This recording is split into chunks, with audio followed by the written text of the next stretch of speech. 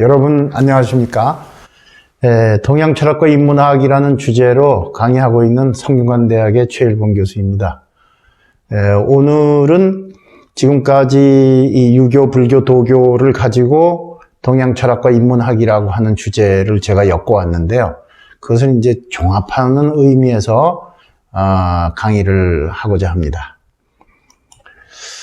늘 말씀드리다시피 동양 철학에는 3대 학파가 지금까지 거의 2000년 역사를 내려오고 있습니다.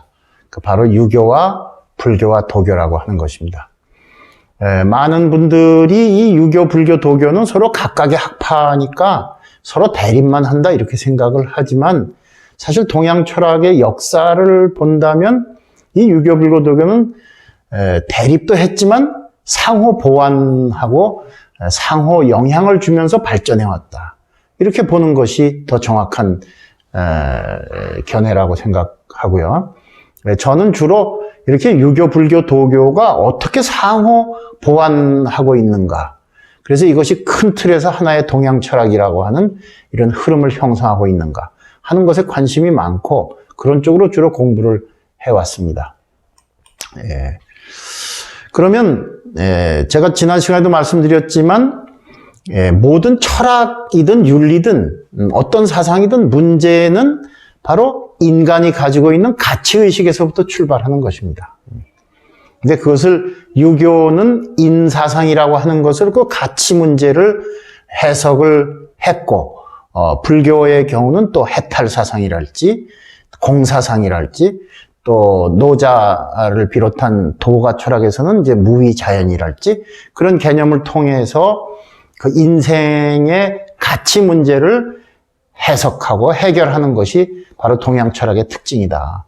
특히 이 가치라고 하는 개념은 단순히 관념적 개념이 아니고 이게 생활 속에서 우리가 느끼고 실질적으로 추구하는 개념이기 때문에 그런 의미에서 동양 철학이라고 하는 것은 관념적 이론 철학 또는 논리를 위한 논리적인 철학이 아니고 바로 생활 속의 철학이다 라고 말씀드릴 수가 있겠습니다. 그러면 이제 유교가 발견한 가치라는 것은 바로 뭐냐? 한마디로 말하면 인이라고 하는 것입니다. 그럼 인은 뭐냐? 바로 인간은 사회적 존재다라고 하는 그 선언이 그 인이라고 하는 얘기라고 볼 수가 있겠는데요. 다시 말씀드리면 인간은 인사상을 통해서 모든 인간이 사회적으로 유기적인 관계망을 형성한다라고 하는 것이 한마디로 말하면 인사상의 핵심이다.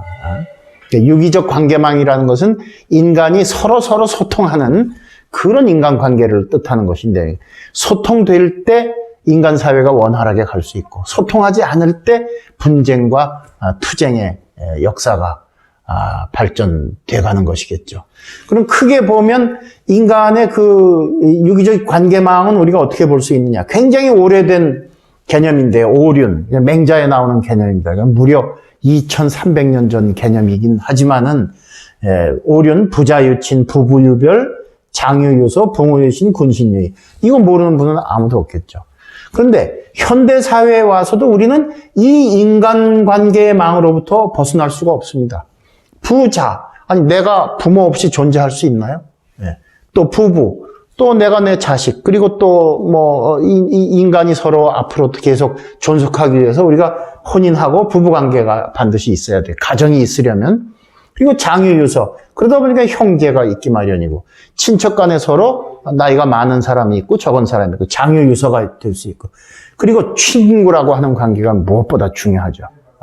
가족들이 차마 가족 간에도 못하던 말을 할 수 없는 말을 우리는 친구한테 쉽게 털어놓을 수 있고 특히 우리가 사춘기에 청년 시절에는 더할 나위 없이 친구가 너무나 중요하죠. 그런 의미에서 이 부모 관계를 유교에서 아주 굉장히 중요한 관계로 설정을 했습니다. 그리고 나서 군신유의. 군신이라고 하는 건 봉건적 개념이라고 볼 수도 있겠지만 그게 아니라 여러분들이 요즘에 직장에 나간다면 직장 상사가 군이 되고 내가 신이 되겠죠. 또 반대로 내게 부하 직원이 있다면 내가 군이 되고 그가 신이 되고 직장에서의 상하관계, 이거 군신이라고 볼 수 있다 이 말입니다.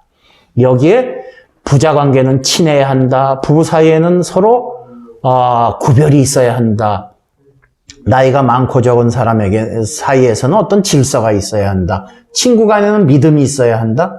그리고 직장의 상하 관계에서는 어떤 정의가 있어야 한다라고 하는 것이 유교가 말하는 인사상의 구체적 표현입니다.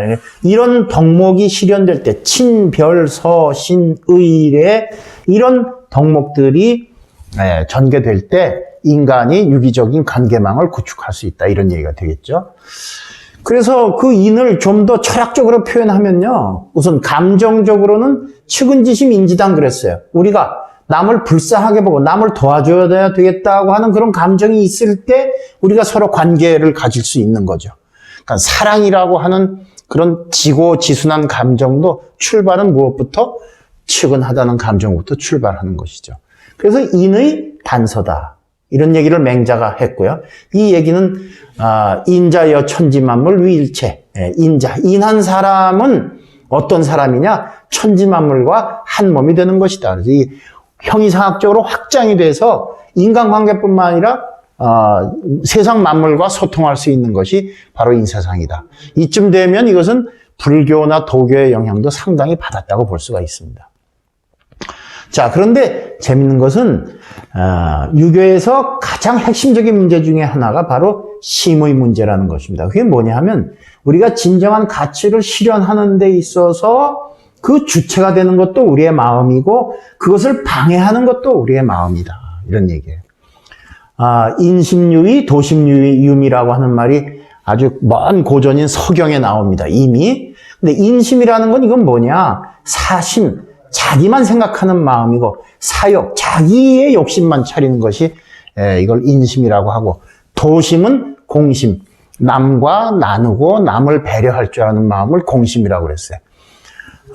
이 오늘날 정치 제도를 보면 모든 것이 뭐 교육이나 정치나 이런 데서 제도가 중요하다라는 말을 우리는 많이 합니다. 그러나 돌이켜보면 그 제도를 실현하고 활용하는 것도 인간이고 그럼 그 인간이 과연 인심을 토대로 그 제도를 바라보느냐, 실현하느냐, 아니면 도심을 통해서 바라보느냐 하는 데 따라서 사실은 제도보다 근원적인 문제는 바로 마음의 문제가 아닌가 하는 것입니다.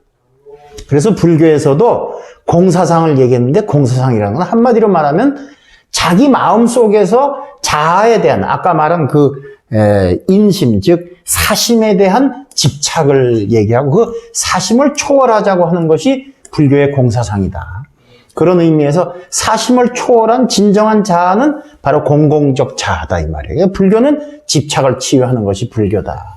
도교는 지난 시간에도 여러 번 말씀드렸지만 진정한 가치를 실현하고 있는 그런 무의자연의 개념, 인문학적 자연주의를 통해서 가치를 실현하자라고 하는 것이 도교다. 이런 얘기죠. 그런 의미에서 유불도 삼교라고 하는 것은 그 역사 속에서 인문학적 가치를 얼마나 올바르게 진정으로 실현할 수 있겠느냐 하는 것이 그 핵심 주제라고 할 수가 있겠습니다. 오늘은 여기까지 강의하겠습니다. 여러분들 대단히 감사합니다.